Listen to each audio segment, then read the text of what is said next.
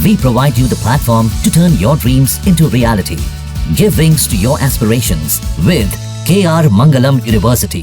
जम्मू कश्मीर के पूर्व मुख्यमंत्री गुलाम नबी आज़ाद साहब खास बातचीत करने के लिए मेरे साथ मौजूद हैं। जिस तरीके से हमला हुआ है पहलगाम में, उसके बाद से जो है देश में रोष है, लेकिन गुलाम नबी आज़ाद साहब क्या सोचते हैं, क्योंकि घाटी को बेहतर ढंग से आप समझते हैं साहब। पहला सवाल कि क्या होना चाहिए, क्योंकि जिस तरीके से मासूम मारे गए हैं उससे गुस्सा है पूरे देश में। प्रदेश में भी है और देश में भी है।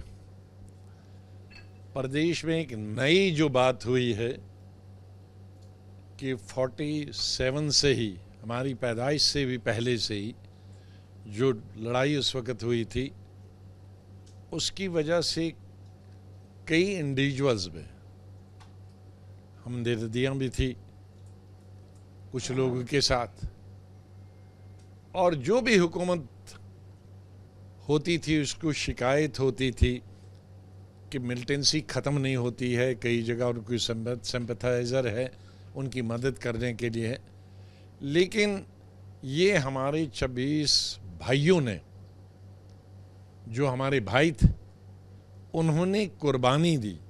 इतनी बड़ी कुर्बानी दे नहीं सकते थे कि उन्होंने देश को इकट्ठे किया और सारे जम्मू कश्मीर के लोगों को आतंकवाद के खिलाफ खड़ा किया।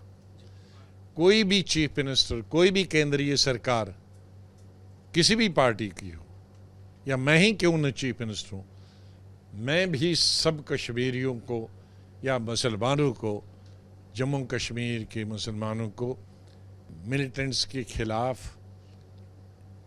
एकजुट होते नहीं देखा।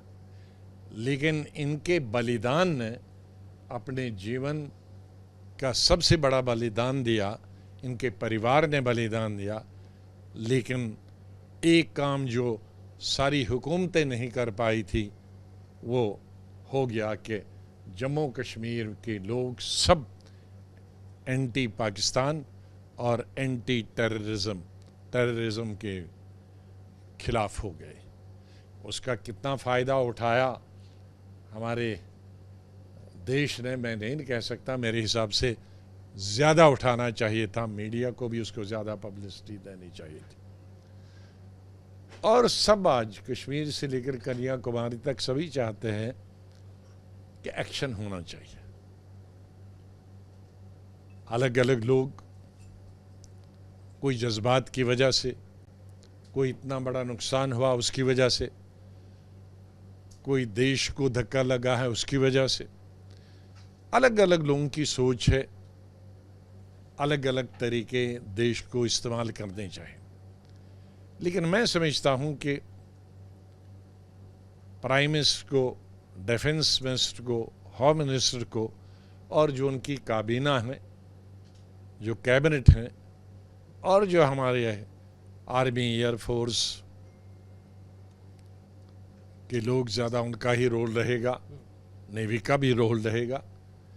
ये सबको मिलकर बड़ा सोच समझ के, कोई जल्दी वाला काम नहीं करना चाहिए, क्योंकि जल्दी में आदमी काम करता है। एक्शन लेना चाहिए, लेकिन क्या एक्शन लेना चाहिए, वो ऐसा एक्शन होना चाहिए सांप भी मरे और लाठी भी न टूटे। आपने बहुत बड़ी बात कही आज़ाद साहब कि सांप भी मर जाए और लाठी भी न टूटे। लेकिन एक बात बताइए, घाटी को तो आप बेहतर ढंग से समझते हैं, आप मुख्यमंत्री रह चुके हैं। जहाँ पे पर्यटक मौजूद थे, बताया जा रहा है कि करीब हज़ारों की तादाद में पर्यटक थे। सुरक्षा व्यवस्था वहाँ पे उस रूप में नहीं थी जिस रूप में होनी चाहिए। जब भी कोई घटना पास्ट में हुई और आज भी हुई, और अल्लाह करे कि आगे ना हो कभी, बहुत सी सारी कमजोरियां, कमियां होती हैं। लेकिन उस पे चर्चा करने के लिए, डिस्कशन करने के लिए बहुत समय होता है और गोपनीय होता। मैं मिसाल देता हूं, जब चंद साल पहले एक बहुत बड़ी घटना हुई थी और मैं लीडर अपोजिशन था, मैंने एक डिमांड की थी। उस वक्त हमारे लोकसभा में लीडर अपोजिशन नहीं था, सरकार ने मान लिया कि हम पार्लियामेंट में डिस्कस नहीं करेंगे, लेकिन लीडरों को हम बता देंगे गोपनीय तरीके से। तो एक मीटिंग हुई डिफेंस मिनिस्ट्री, जिसमें सब मिनिस्टर थे important, foreign, finance, home, defence minister, army के भी जनरल। अब मेरे ख्याल में 5-6 साल हो गए। जो वादा हमने उनसे अंदर किया था अभी तक मैंने किसी को नहीं बताया। कई क्वेश्चंस थे उसमें, लेकिन नहीं बताए, क्योंकि वो देश के हित में। और मैंने नहीं, बाकी किसी ने, लीडर ने भी नहीं बताया। तो हम बुनियादी तौर पर कोई भी किसी भी पॉलिटिकल पार्टी का है हिंदुस्तानी। तो आज हमने जलती हुई इस चीज पे तेल नहीं डालना, और अपने दुश्मन को हमने पॉइंट्स नहीं देने। तो मेरी गुजारिश यही है, कई लोग कह रहे हैं कहोगे कि भाई सरकार को बचा रहा, नहीं, सरकार जवाबदेह है, उनको जवाब देना पड़ेगा। लेकिन 6 महीने के बाद, 1 साल के बाद भी घटना हो सकती, या उनसे मिलके आज भी हो सकता। मैं नहीं सोचता कि डिफेंस मिनिस्टर या प्राइम मिनिस्टर या होम मिनिस्टर, 3 लोग जो इंटरनल सिक्योरिटी और या सीमाओं की रक्षा करते हैं, या प्रधानमंत्री ओवरऑल, इनमें से कोई लीडर ऑफ अपोजिशन का या 5-6 लीडरों को मिलने से मना करेगा कि भाई हमें कुछ बात करना है जो हम पार्लियामेंट में नहीं करेंगे। तो मुझे लगता है ये सब उनको देंगे। लेकिन उसी चीज़ के लिए अगर हम वो पार्लियामेंट में डिस्कशन करेंगे तो वो पाकिस्तान को आप अम्यूनिशन देते, तो वो नहीं देना चाहिए। सत्र नहीं बुलाया जाना चाहिए। नहीं, सत्र बुलाने में तो अगर ये तय हो जाए तो उससे तो सरकार क्या, अब मैं मुबारकबाद देता हूँ, मैं बधाई देता हूँ जम्मू कश्मीर के चीफ मिनिस्टर को।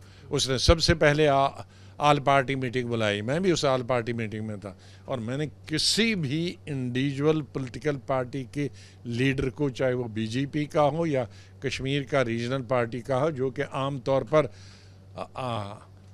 आग उतलते हैं, आग उगलते हैं, आज मैंने उनको कितने प्यार, और लगता था कि एक माँ के बच्चे बोल रहे हैं, उस तरह से बोला। और चीफ मिनिस्टर ने 1 डे सेशन भी बुलाया, और उसी तरह का माहौल उसमें भी देखा। तो हमारे हिंदुस्तान के पार्लियामेंट में ऐसा क्यों नहीं हो सकता? वो भी लगने चाहिए इकट्ठे, यूनाइटेड। उससे सरकार भी और देश को भी भला है। लेकिन ये चीज़ें पहले सॉर्ट आउट होनी चाहिए। अपोजिशन लीडर्स में भी, अगर सब नहीं, लेकिन इम्पोर्टेंट अपोजिशन लीडर्स को अलग बताना चाहिए, और अलग गवर्नमेंट को उन्हें सेटिस्फाई करना चाहिए, ताकि वो दोबारा वो चीज़ें सदन में सिर्फ एक सॉलिडिटी का, एक यूनिटी का माहौल बनना चाहिए। हमारे सहयोगी प्रेम शंकर के साथ Mohit Raj Dubey, news of Delhi. News nation अब व्हाट्सएप पर खबरों की ताजा अपडेट के लिए न्यूज नेशन के इस QR कोड को स्कैन करें।